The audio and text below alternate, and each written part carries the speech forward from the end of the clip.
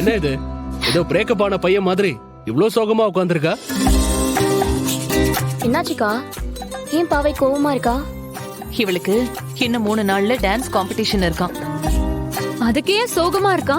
பாவையோட dance டீச்சருக்கு viral ஃபீவரா, அதனால இவளுக்கு டான்ஸ் பிராக்டிஸ் சொல்லி கொடுக்க வர முடியாதுன்னு சொல்லிட்டாங்க. ஓ அதான் இவ என்ன சொல்லி கொடுக்க சொல்லி இப்ப அடம் பிடிச்சிட்டு இருக்கா. ஓ, அப்ப இன்னைக்கு இந்திராணி சிஸ்டரோட அரங்கேற்றத்தை பார்க்கலாம். ஆ? ஒரு ஆர்வத்துல சொல்லிட்டேன், சாரி சிஸ்டர். எனக்கு டான்ஸ் ஆடலாம் தெரியாதுடா, புரிஞ்சுக்கோ. எப்படி உட்கார்ந்திருக்கா பாரு.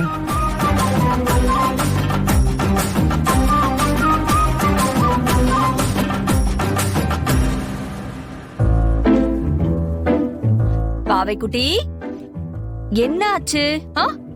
ஏன் பாவைக்குட்டி ஒரு மாதிரியா இருக்கா? இவளுக்கு டான்ஸ் சொல்லி கொடுக்க டான்ஸ் டீச்சர் வரலையா, அதான் இந்திராணி அக்காவை டான்ஸ் சொல்லி கொடுக்க சொல்லிட்டு இருக்கா. டான்ஸ் டீச்சர் தானே வேணும், நம்ம கைவசம் ஆள் இருக்கே. யாருண்ணா அந்த டீச்சரு? வேற யாரு, நம்ம ஐலி தான். ஐலி, டான்ஸ் ஆட தெரியுமா?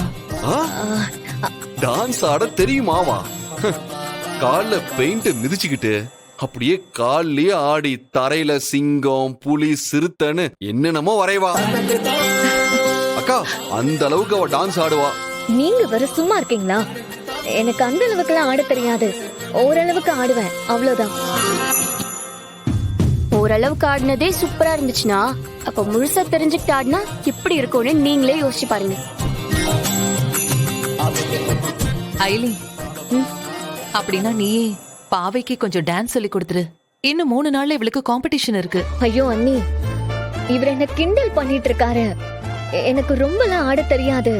ஐலி, உங்களுக்கு தெரிஞ்ச அளவுக்கு சொல்லிக் கொடுங்க. நீ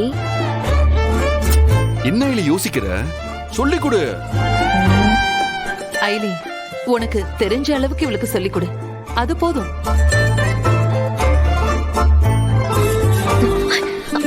பாவை,